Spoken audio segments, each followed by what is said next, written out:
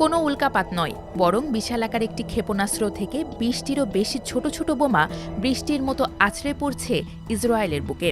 ৫ March মধ্যরাতে Tel Aviv সহ ইসরায়েলের মধ্যাঞ্চলে ক্লাস্টার বোমা ছুড়েছে ইরান। এই হামলায় ইরান খাইবার শেকান নামক উন্নত ক্ষেপণাস্ত্র ব্যবহার করেছে, যাতে ক্লাস্টার বোমা বা গুচ্ছ বোমা যুক্ত ছিল। ইসরায়েলের মধ্যাঞ্চলের আকাশে ক্লাস্টার বোমার বিস্ফোরণ এবং একটি বিশাল এলাকা জুড়ে ছোট ছোট বোমা বৃষ্টির মতো পড়ার ভিডিও পাওয়া গেছে। তবে এখন পর্যন্ত কোনো হতাহতের খবর পাওয়া যায়নি। খাইবার শেকান শব্দের অর্থ দুর্গ ধ্বংসকারী। এটি ইরানের একটি অত্যাধুনিক অস্ত্র, যা ২০২২ সাল থেকে ব্যবহার করা হচ্ছে।